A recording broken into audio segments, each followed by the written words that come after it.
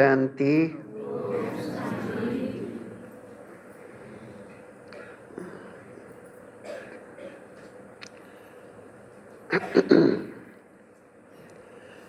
हम सभी बाबा की शिक्षाएं तो रोज रोज सुन ही रहे हैं।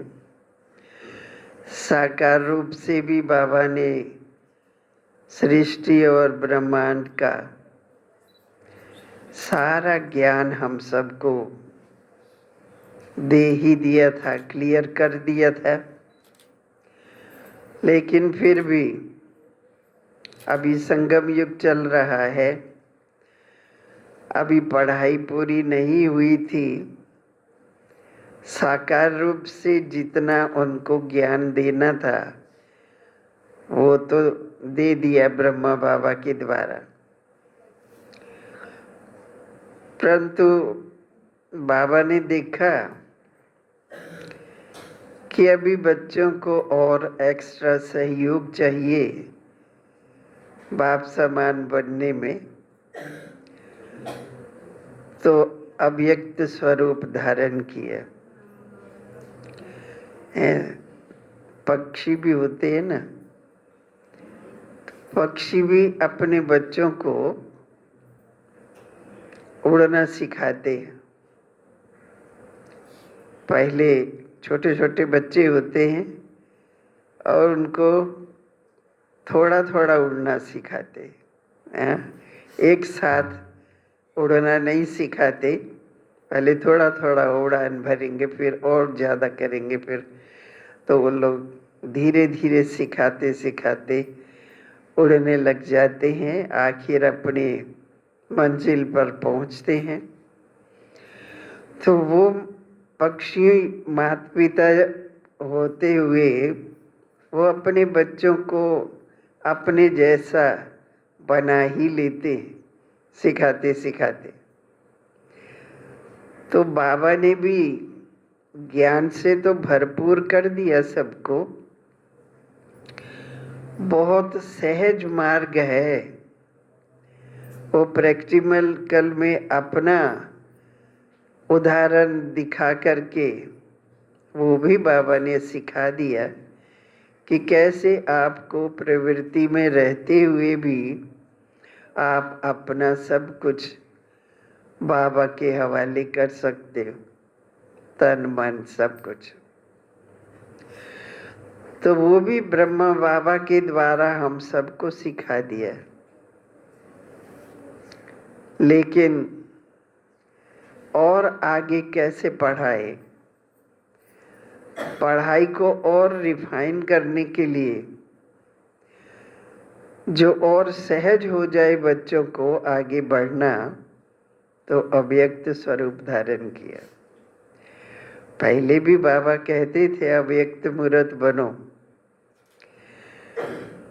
और अपना भी अनुभव सुनाते थे।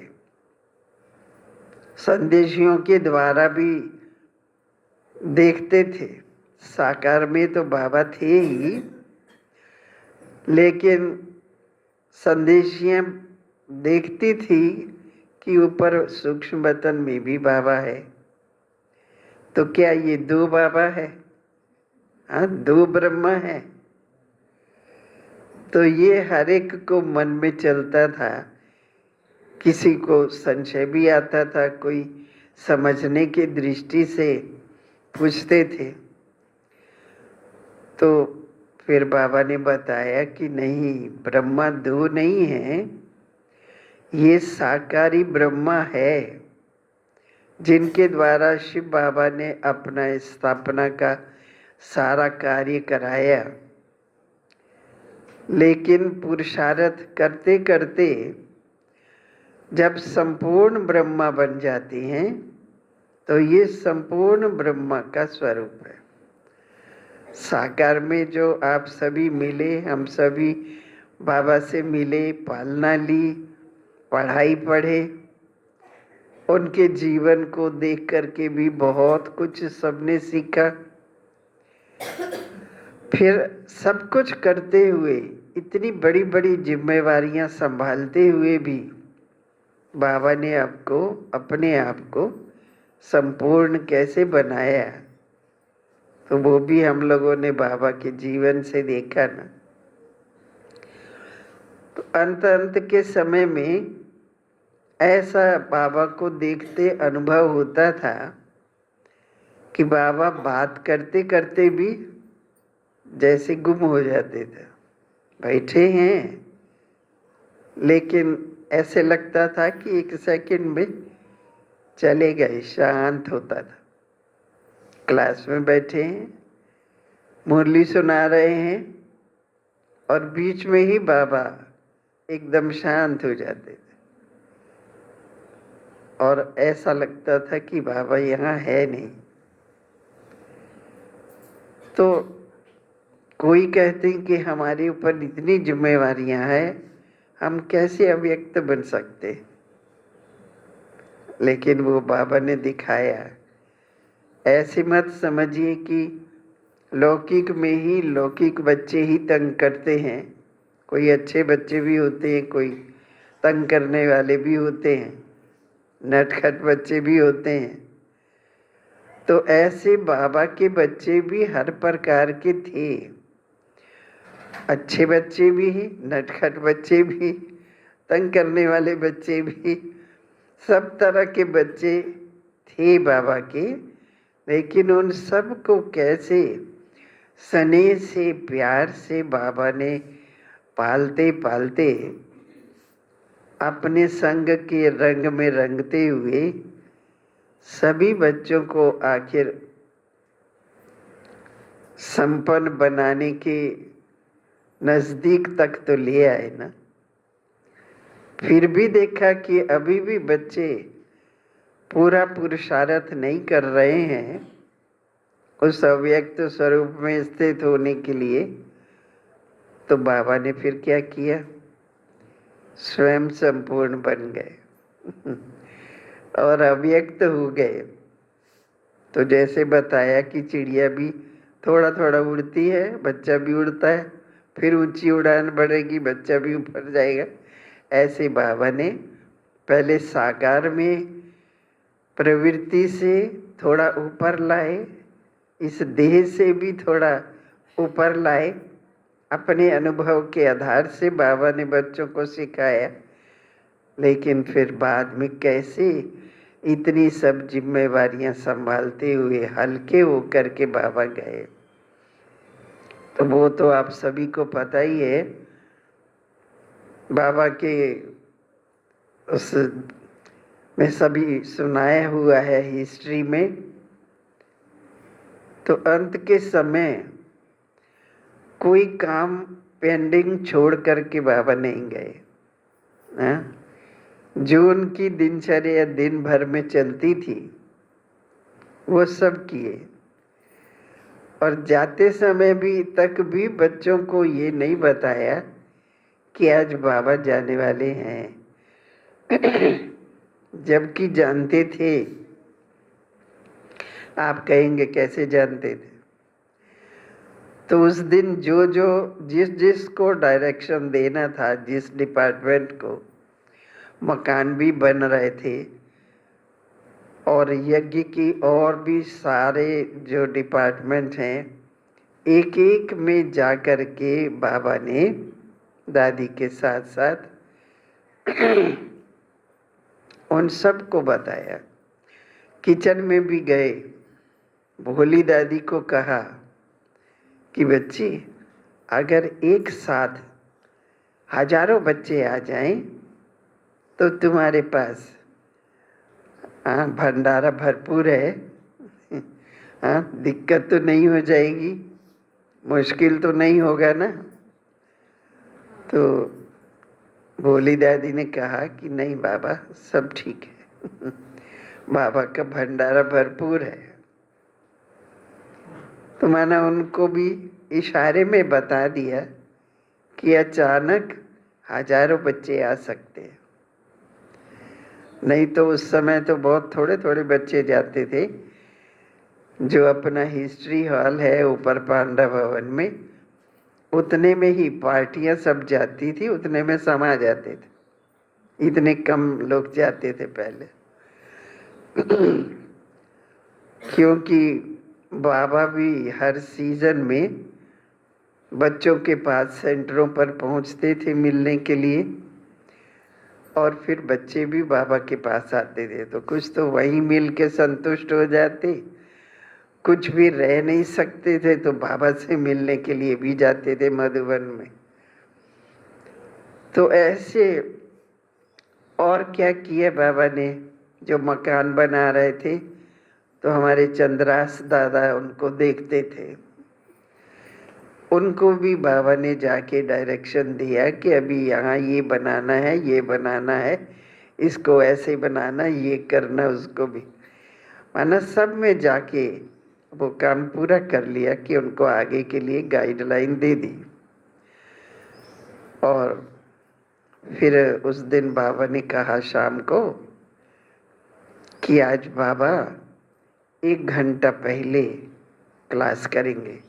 रोज का जो टाइम था उससे 1 घंटा पहले क्लास करेंगे। 1 घंटा पहले बाबा खाना खाएंगे, भोजन करेंगे, फिर 1 घंटा पहले क्लास करेंगे। तो सबने कहा ठीक है। तो ऐसे करते करते बाबा टाइम पर क्लास में पहुंचे और खूब जोश से, हाँ, सभी बच्चों को मुरली भी सुनाई। कोई नहीं समझ सकता था कि बाबा की तबीयत खराब है या कुछ है, कोई नहीं समझ सका। बहुत अच्छी तरह से उमंग उत्साह से बच्चों को मुरली सुनाई। और वहाँ से उठते समय भी हमेशा बाबा जब जाते थे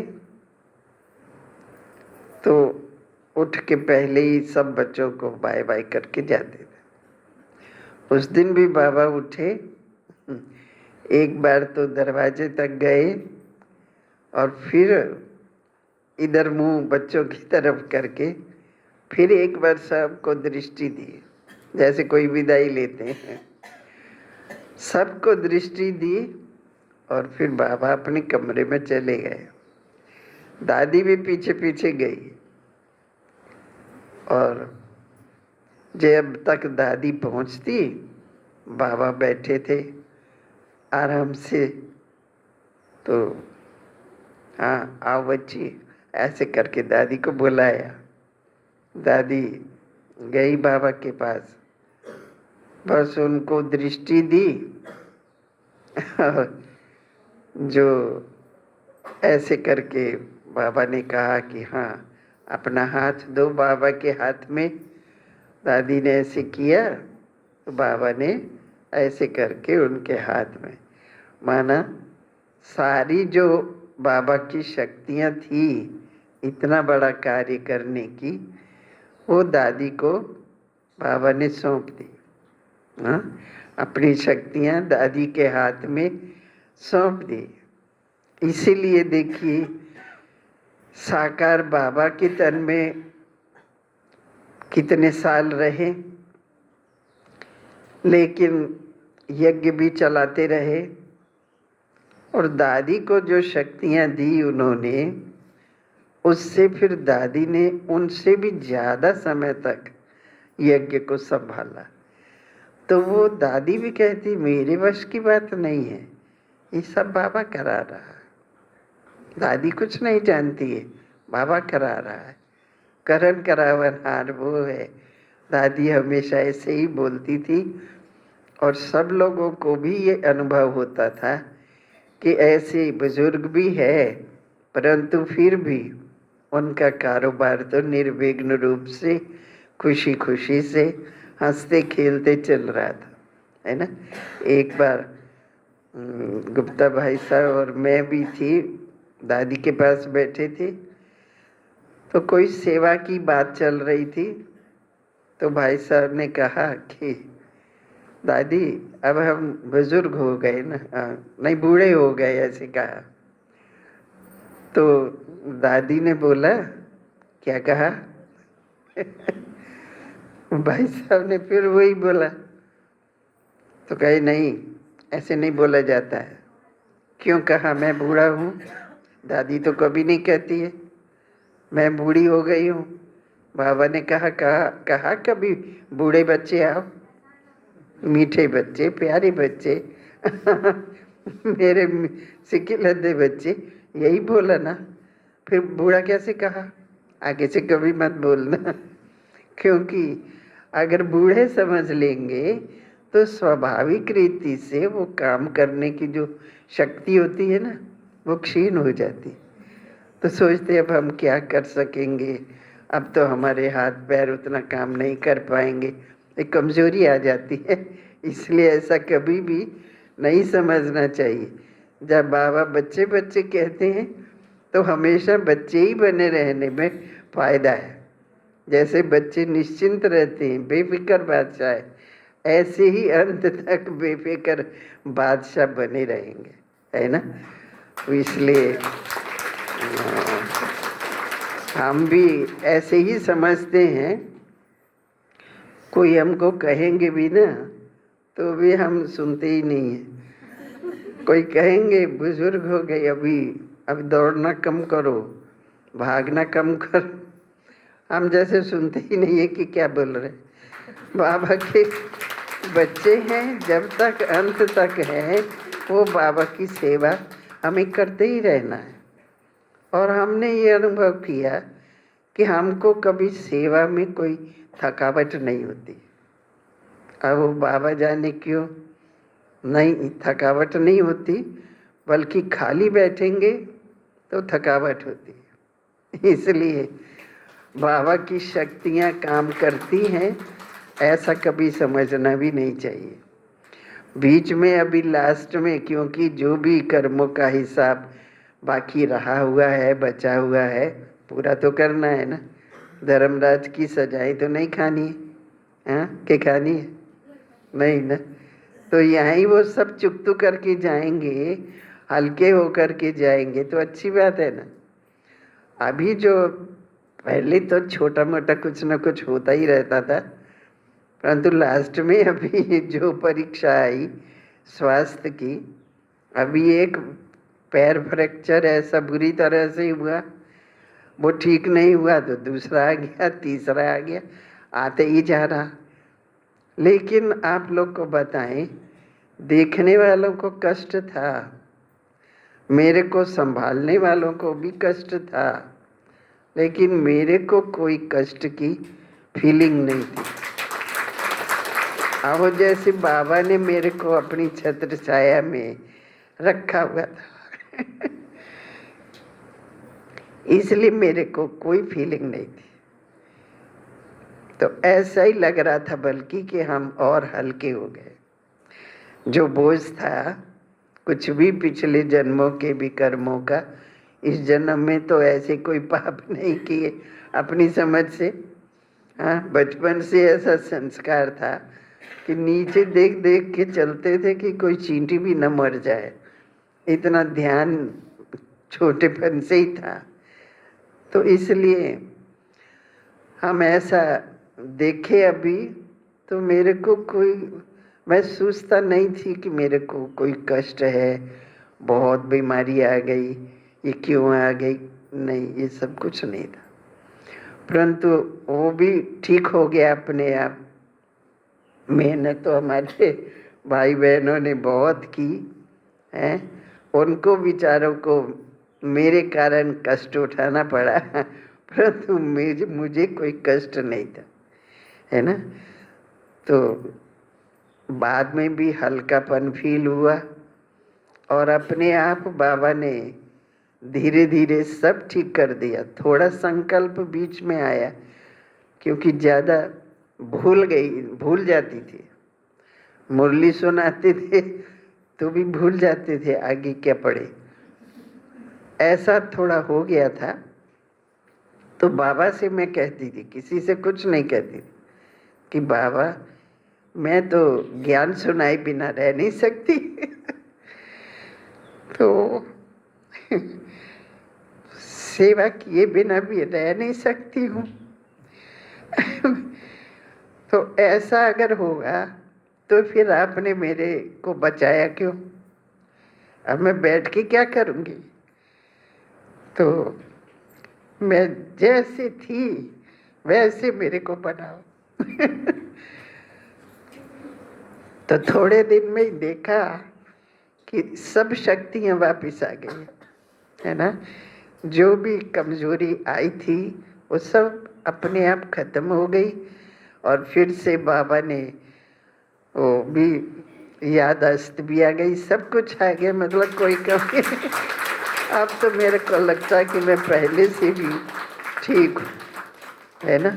आप लोग को भी लगता होगा मैं पहले से भी ठीक हूँ।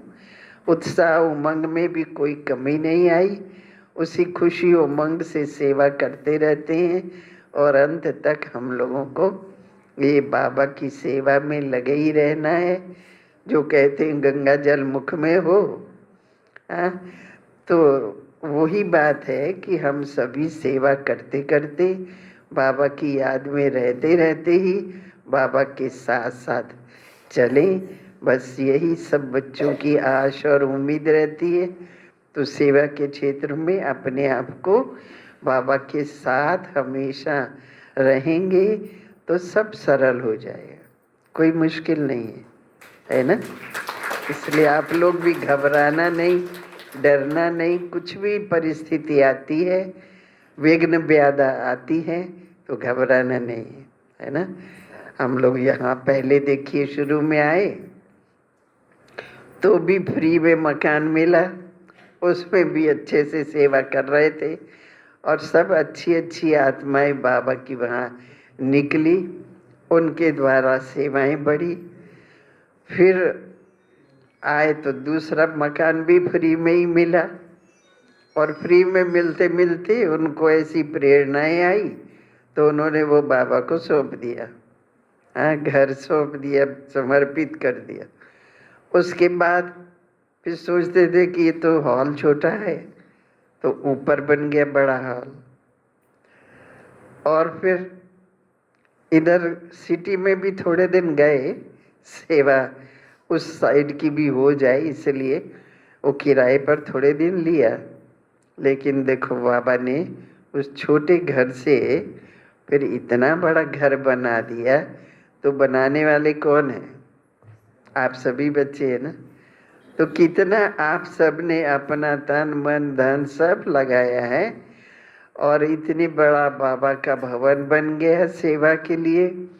और पहले तो थोड़ा कम था तो सोचते थे कैसे पूरा होगा, लेकिन आप सब ने बहुत हिम्मत करके मेहनत करके बनाया। अभी जो हाथी निकल गया है, पूंछ रह गई।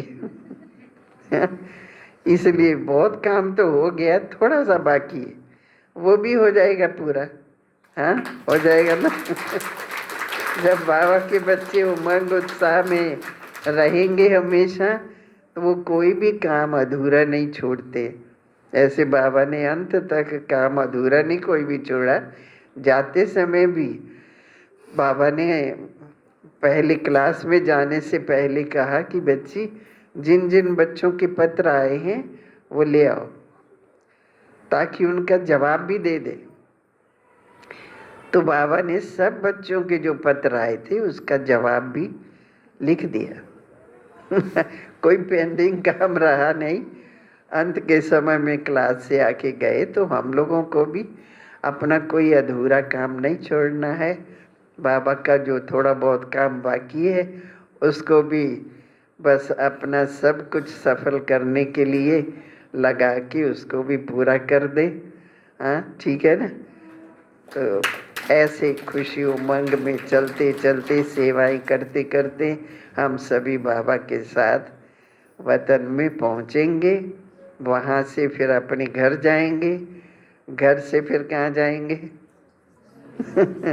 हाँ, अपने स्वर्ग की नई दुनिया में जाएंगे, जिसकी हम सबको और ये कहेंगे कि ख्याल और चिंतन चलता रहता है कि अब हमारी जल्दी से वो नई दुनिया आ जाए और फिर हम सब मिलके अपनी नई दुनिया में चले। हाँ, सबकी आश पूरी कर दे, क्योंकि बहुत लोगों की ये आश थी कि ये दुनिया राम राज्य बन जाए, स्वर्ग बन जाए, हेवन बन जाए, बहिष्ठ बन जाए, अपनी अपनी भाषा में सब बोलते हैं। तो वो सब की आश पूर्ण करने वाले कौन है? हम सभी बच्चे हैं। हाँ, उसमें भी हम सब की मददगार बाबा है। करण करावन हार वही हैं, केवल बच्चों को निमित्त बना देते हैं, करते सब वही है। हाँ, इसलिए उनके साथ साथ खुशी खुशी में चलते रहना है और औरों को भी चलाते रहना है, झोली भरते रहना है। ओम शांति। अभी चलेंगे सभी लोग, चलिए बाबा के पास, ठीक है।